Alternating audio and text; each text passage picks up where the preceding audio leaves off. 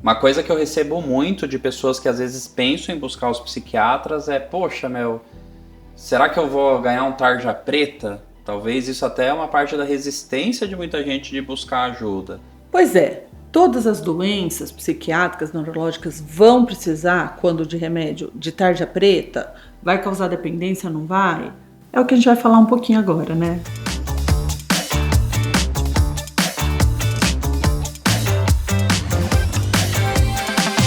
Sou o Dr. Saulo, médico neurologista. E eu, doutora Maria Fernanda, médica psiquiatra. Pois é, né? Rivotril, que é o famosinho, que é o clonazepam, Frontal, alprazolam, bromazepam, diazepam, que é o Lexotan. Valium. Tem até a musiquinha do Lexotan. São os tarja pretas. Temos também de TDAH, Ritalina, Concerta, Venvance, que também recebem a tarja preta.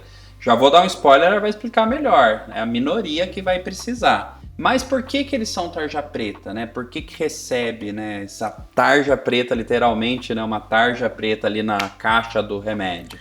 Porque eles podem causar dependência. Uns até mais que os outros. Outros remédios que não têm tarja preta a gente acha que deveriam ter. Outros que nem causam tanto, mas tem esse risco. Então eles vêm com essa tarja preta justamente para assim, ó, preste atenção, você pode ficar dependente desse remédio. E o que é ficar dependente, né?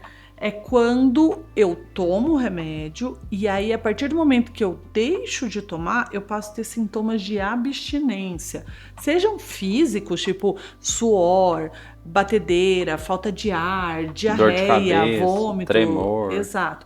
Quanto psíquicos, eu fico nervoso, eu fico ansioso, eu tenho paciente que fala, eu nem vou tomar, mas eu tenho que ter um Rivotril na carteira, né? Uma dependência psíquica que a gente fala.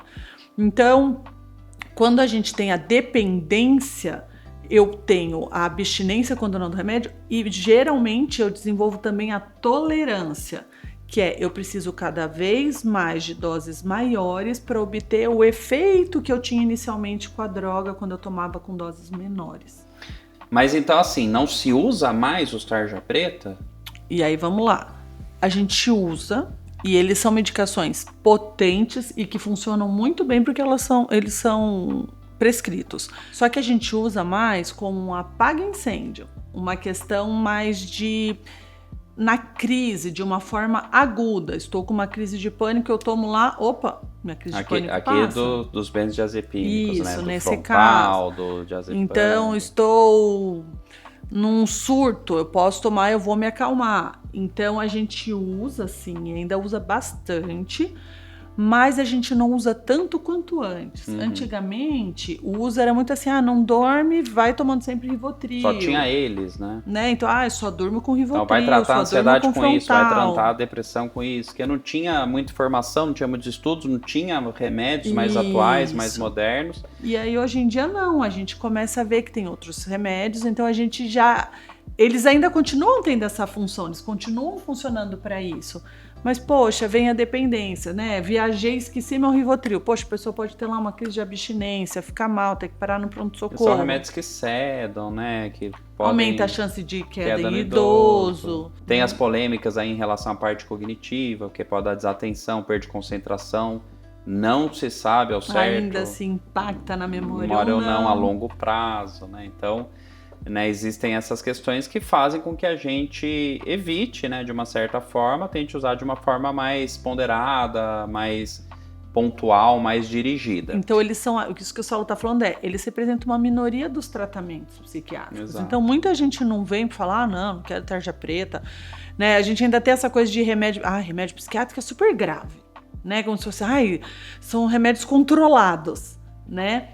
Controlado é diferente de tarja preta, tá, gente? Controlado, antibiótico é controlado. E quantas vezes você não dá antibiótico, eu tomo antibiótico quando não precisa? Então, controlado quer dizer que tem que ter um controle. Eu não consigo chegar e comprar sem uma receita médica. Mas é aquela receita branca, né? O papel, a folha sulfite dupla. Isso é um remédio controlado. O tarja preta não, ou é a receitinha azul ou a amarela, é um receituário diferente, a cor até da receita muda. Exato. Né? Até para as pessoas não confundirem. E acho que talvez o maior motivo de não serem tão usados mais os benzodiazepínicos é porque hoje a gente sabe que o tratamento, né, para depressão, para ansiedade, para toque e outros exemplos, quando necessário o remédio, são os antidepressivos. Olha que curioso. Exatamente, os tarja pretas não vão tratar, eles são sintomáticos. Então, exemplo que a gente sempre dá para os nossos pacientes, tenho dor de garganta, tomei dipirona, a dor passa. Mas se eu tô com uma amidalite, com uma infecção bacteriana, se eu não tomar um antibiótico, a dor vai voltar. É a mesma coisa, estou numa crise de pânico, estou tendo crise de ansiedade, eu tomo um Rivotril frontal, a crise passa. Mas se eu não uso o antidepressivo, ela vai voltar.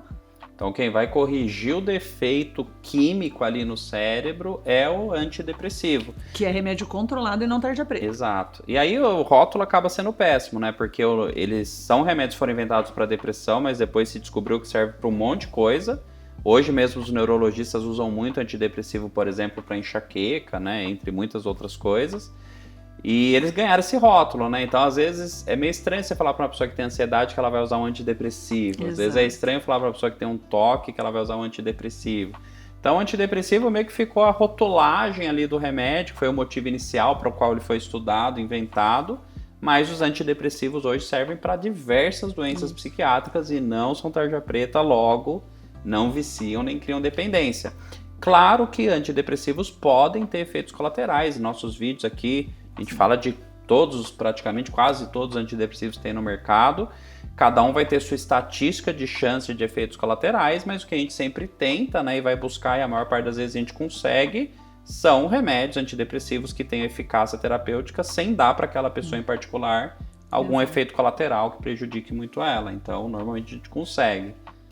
E é isso, gente. Então, acho que espero que a gente tenha conseguido esclarecer um pouco mais e diminuir um pouco esse medo dos tarja pretas e remédios controlados na psiquiatria. E se você não é inscrito no canal, não deixe de se inscrever, clica ali na sinetinha para você ser notificado quando a gente mandar novos vídeos. Um abraço, pessoal!